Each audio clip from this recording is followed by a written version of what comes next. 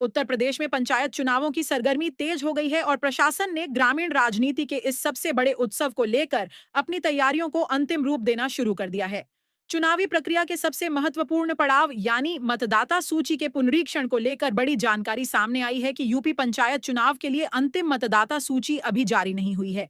राज्य निर्वाचन आयोग ने नाम जोड़ने, संशोधन करने या गलत नामों को हटाने के लिए दावे और आपत्तियां प्रस्तुत करने की अंतिम तिथि को बढ़ाकर अब 20 फरवरी कर दिया है। इसके पश्चात प्रशासन द्वारा इन प्राप्त दावों और आपत्तियों का निस्तारण 21 फरवरी से 16 मार्च के बीच किया जाएगा, जिसके बाद पूरी तरह से शुद्ध और अद्यतन पंचायत चुनाव की अंतिम वोटर लिस्ट 28 मार्च को सार्वजनिक की जाएगी। मतदाता सूची के साथ साथ वर्तमान में सबसे बड़ी चर्चा आरक्षण रोस्टर को लेकर बनी हुई है, जिसने संभावित उम्मीदवारों की धड़कनें बढ़ा दी हैं। हालांकि प्रदेश में परिसीमन की प्रक्रिया पूरी की जा चुकी है, लेकिन आरक्षण सूची का आधिकारिक ऐलान अभी तक लंबित है। इस अनिश्चितता के कारण कई क्षेत्रों में संभावित दावेदार खुलकर मैदान में आने और प्रचार करने से हिचकिचा रहे हैं।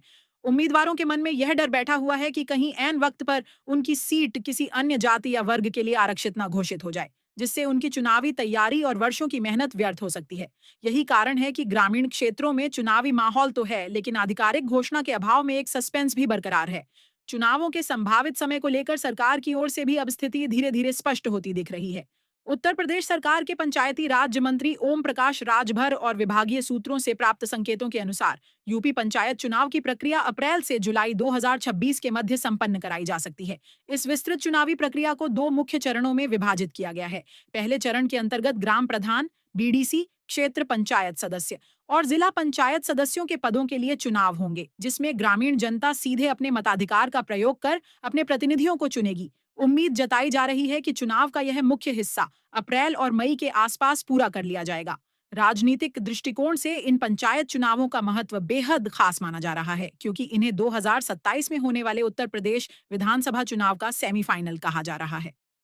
ग्रामीण मतदाताओं की नब्ज टटोलने और जमीनी स्तर पर अपनी पकड़ को मजबूत करने के लिए बीजेपी, समाजवादी पार्टी, बसपा और कांग्रेस सहित सभी क्षेत्रीय दल इस बार पूरी मजबूती के साथ चुनावी मैदान में उतरने की रणनीति बना रहे हैं।